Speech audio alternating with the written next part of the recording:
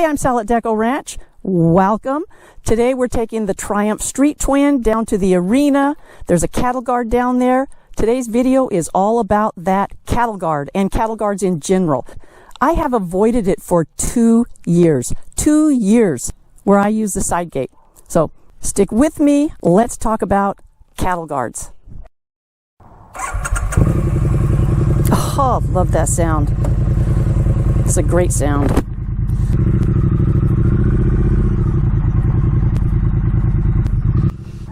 On the way to the arena and cattle guard, let me tell you a story that's been over 2 years in the making. Stay on your own side, chickens.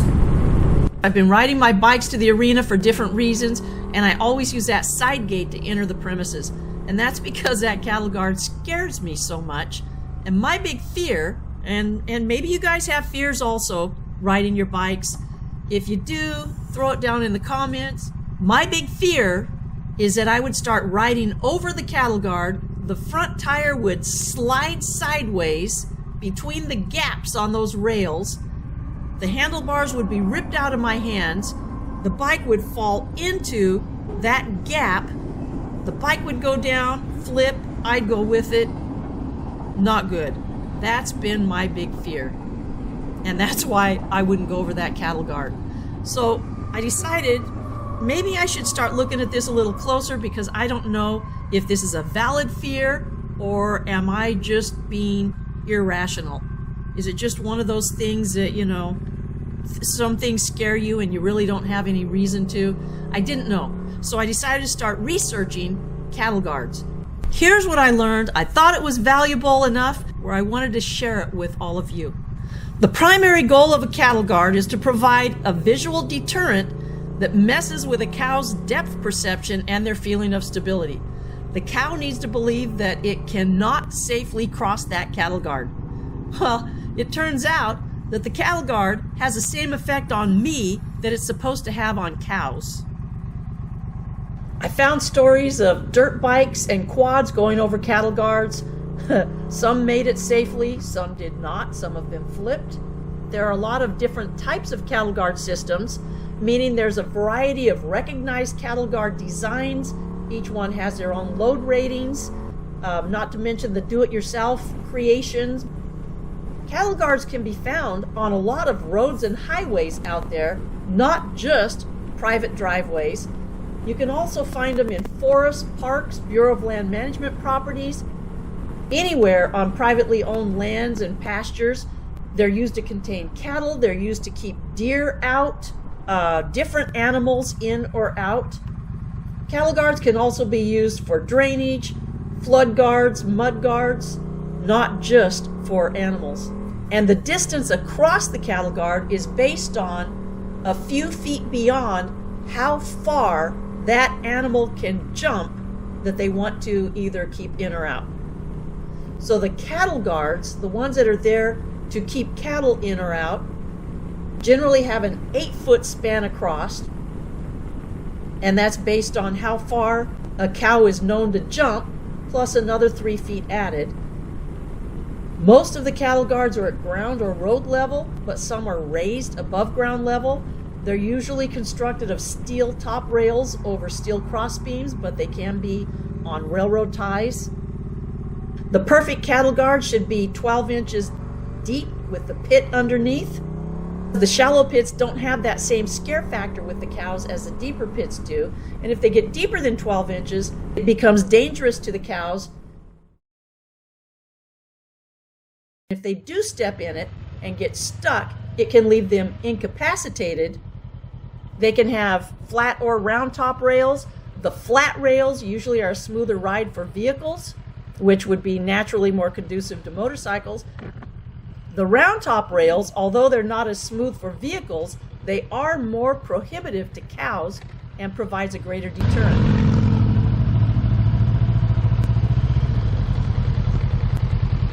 I could probably do that. Oh God.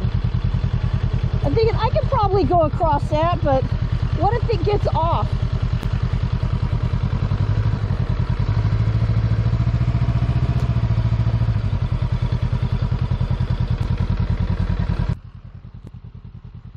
The gaps on top rails should be wide enough where they're not going to trap an animal's hooves if they fall in, but not so wide where it will impede vehicles. The average gap between the top rails on a cattle guard, and I had no clue of this before I started doing research, is 4 inches. Some have as little as a 3-inch gap. The gap on the cattle guard at the arena that we're going to is 5.5 inches. That's a lot bigger than the 4-inch standard.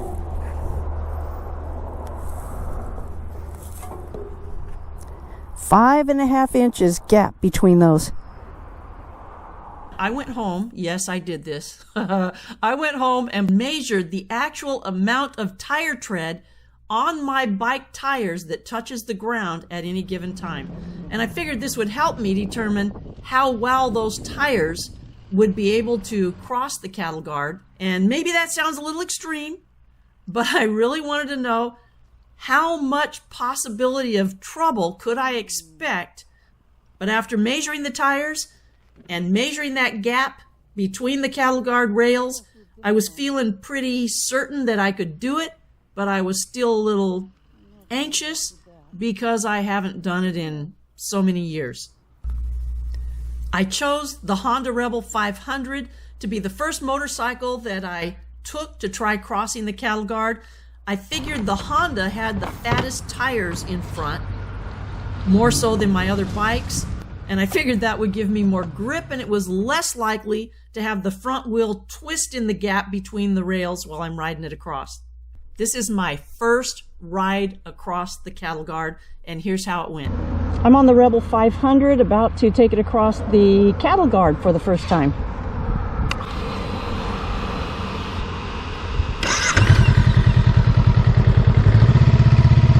Just go straight ahead, Sal. Oh my God, that was so easy. Oh my gosh, it was easier to ride across the cattle guard than it is to go over railroad tracks, and railroad tracks are easy.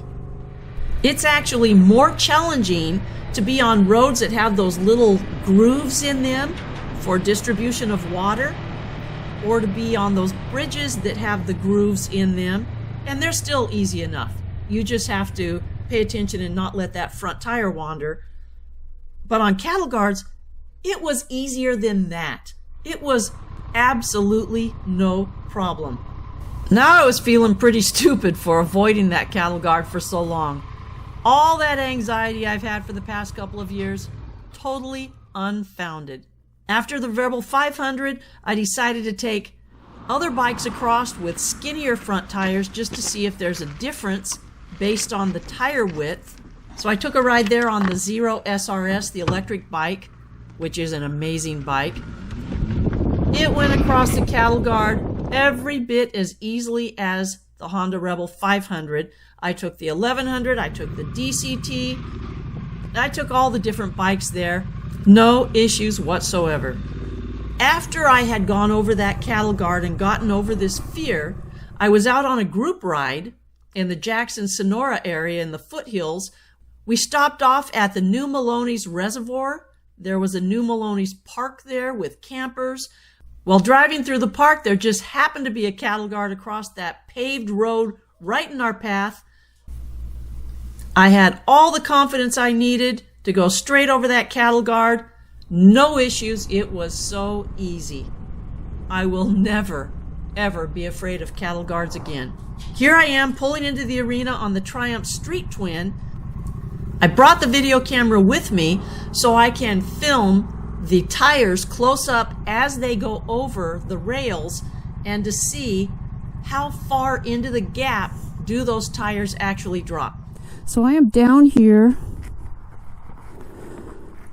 with the Triumph Street Twin at the cattle guard.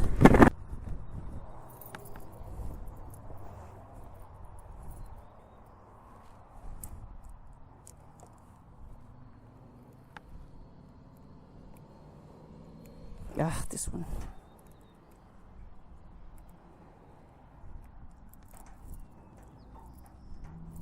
The Street Twin has more narrow tires for my bikes, so we're going to actually see the tires going over the grooves on this cattle guard.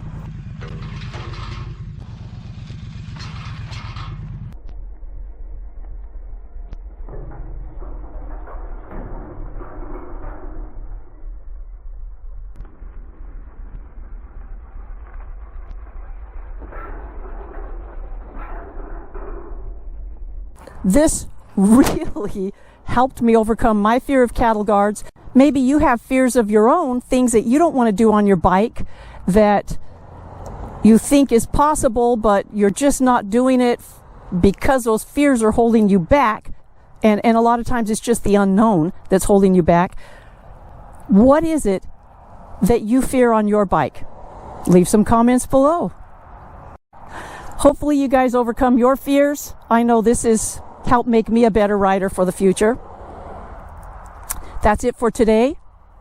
If you like these videos, please hit that like button, hit subscribe. It really does help the channel, and I appreciate it. Until next time, ride safe and keep your horses moving. Thanks for watching. I'm going to take my Triumph home. That was so easy. Oh my gosh, that was easy. I'm going to take my Triumph home now and see you next time.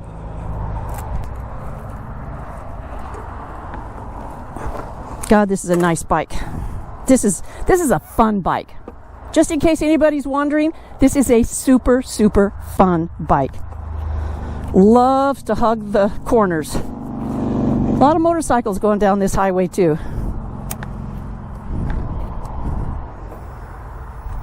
And the sound is amazing.